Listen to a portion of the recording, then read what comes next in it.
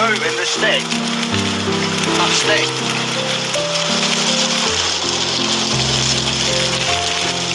I hope the bloody thing goes. It's going. Going.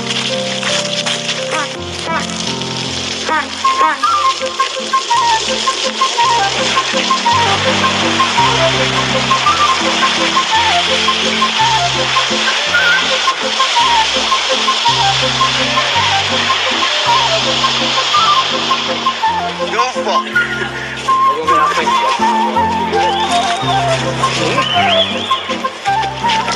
Do you like that? Eh? I think I was lying in bed and there were one hell of a bang. And I thought, that's it, the backs fell out, the outside 4.5 fell out of the bloody place. And I were under a bit of a misapprehension. It were actually a gas explosion, you know. The wife come running upstairs screaming, no eyebrows, a big hole burnt in front of her dress. Bloody gas cooker had blown up.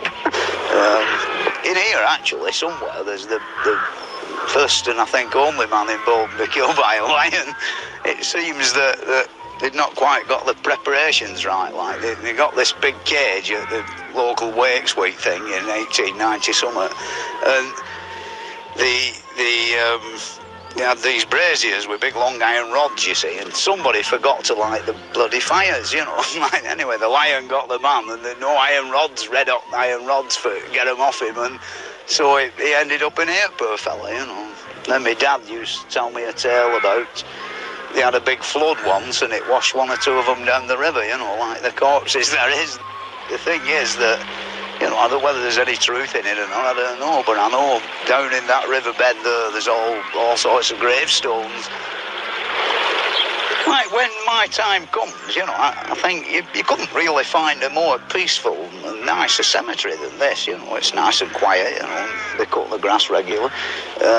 Not that you'd notice like when you're 6 foot under, but it's much nicer than being turned into a little plastic bag or a tin can full of fag ash, you know. And sort of besides, I wouldn't mind building my own gravestone, you know, like make one like a chimney with a staging round the top, you know, lightning conductor on and everything.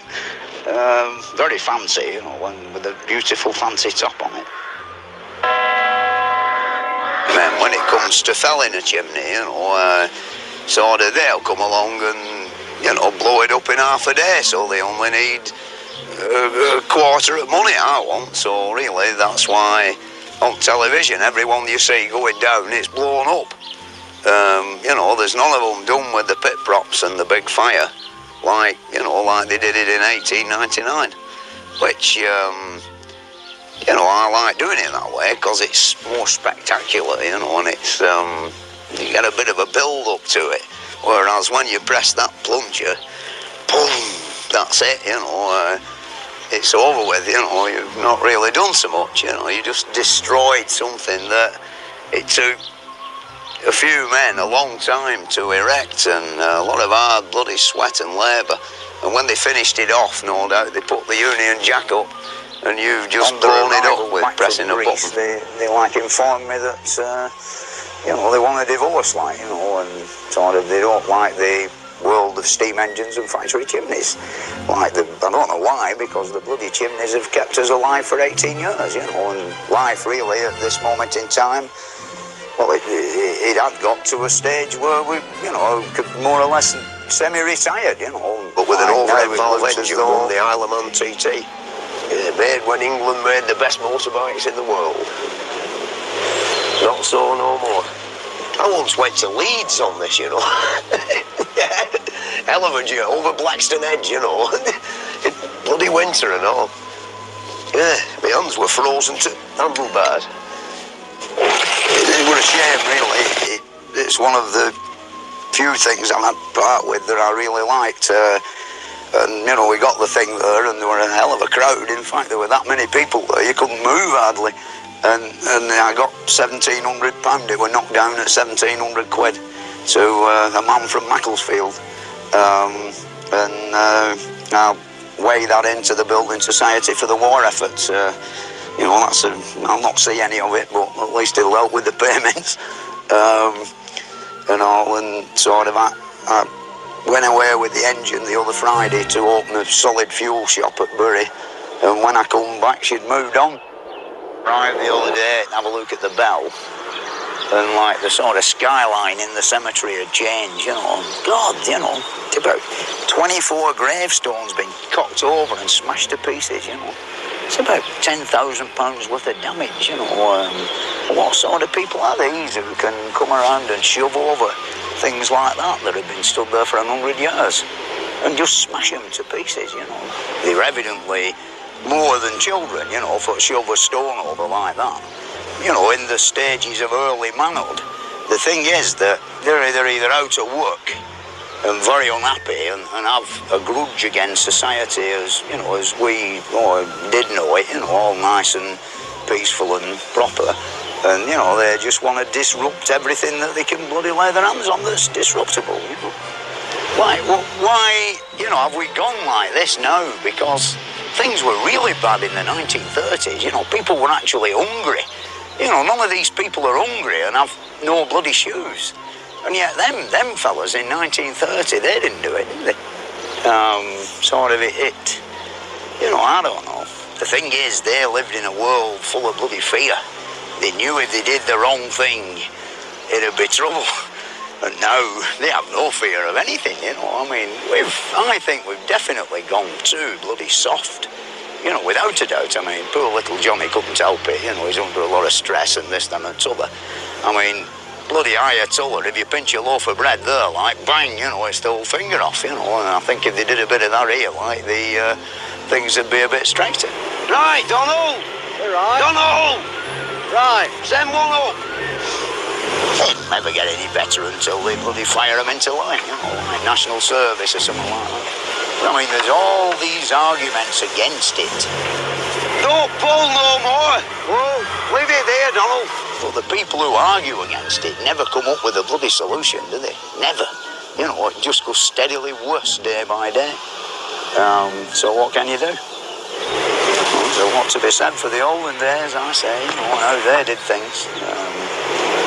They were better craftsmen, you know, better at everything, really. Have more respect for property and things of that nature. Now they have no respect for nothing. You know, all they want is a life of bloody pleasure. I've survived 40 years climbing up 200-foot chimneys, and I can honestly say I've only had maybe a couple of dodgy moments where I've thought, you know, bloody hell, I shouldn't have done that, like, you know, sort of thing. I could have ended up dead, you know. You know, you've always got that in your mind when you're doing this sort of work. That this could happen, that could happen, so it never leaves you. You don't get complacent, you know. Them men end up dead who do that, you know, plenty easy. Really, the celebrity business, like at the beginning, it were quite frightening, you know, like 18, 19 years ago. I've got used to it now, and it doesn't bother me as much. And what do? If somebody waves to you, do you pull your face at them and look miserable and nasty, or do you give them a wave back? Well, if you don't wave, you're a miserable bugger. If you wave, you're a big-headed bugger. What can you do? You're stuck, aren't you? Over the past 40 years, Fred had demolished some 89 chimneys. His 90th at the former Park Mill in Royton near Oldham was to be his last.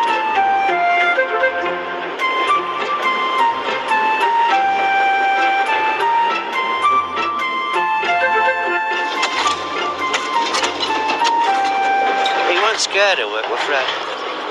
He perhaps should have sat back long ago and watched others do it. I weren't scared of getting stuck in. Everyone you do now, you think it's the last one, you know, there'll never be another light and nobody else will come. But here we've got lucky because there's the one round the corner. Maybe. When I was a little lad, there were literally hundreds and hundreds, you know. There must have been at least 1,000 chimneys in like Manchester, Rochdale, Oldham and Bolton and all, and maybe even more than that, say more than that. And most of them have gone, you know, which is sad, you know. From top of one slag heap in Bolton, when I was a little boy, you could count 200 chimneys. And now, I think you can get them all on both hands, you know, like this. All gone. Yeah. When you think how much hard graft went into building it. Yeah. Yeah, I don't think good old England will ever come back to them days again. Oh, it's not getting too hot here for you. Outside.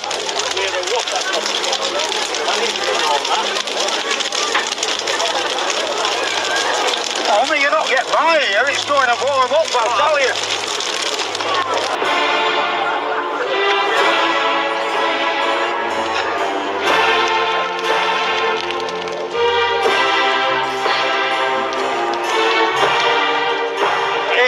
It's actually going, but our stick's not moving, you know. It'll not be here in 10 minutes, put it that way. Come on, that way. Come on, you lot. Out there, you might have to run bloody fast, you know.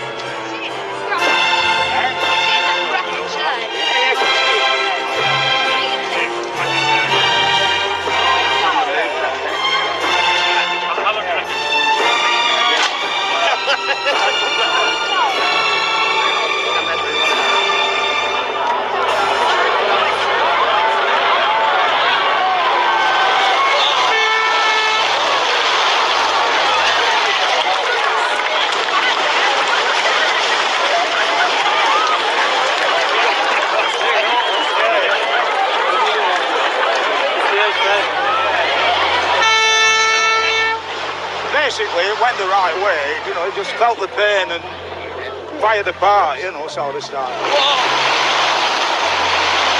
Brings his own unique insights to a medieval siege. 1215, King John held siege to Rochester Castle, but it only lasted for 5 weeks, and here's the reason why. Now, while the battle raged above, King John's men dug a tunnel from no doubt a safe distance to undermine the tower on the corner, the south tower. A thing that, you know, I've done myself many times, underpinning a large tower or a chimney stack. When I was pulling something down, I always used to follow exactly the same procedure. Well, nearly always won, as King John's men did. The thing is, here you can see in great detail on this model exactly what they did. You know, the tunnel that they've dug is only a few feet below the surface, hence the excessive amount of props holding up the fields and the sods and what have you, the soil. Once they got to the base of the tower, reputedly they burned the fat of 40 pigs on the pit props to make them burn a bit better.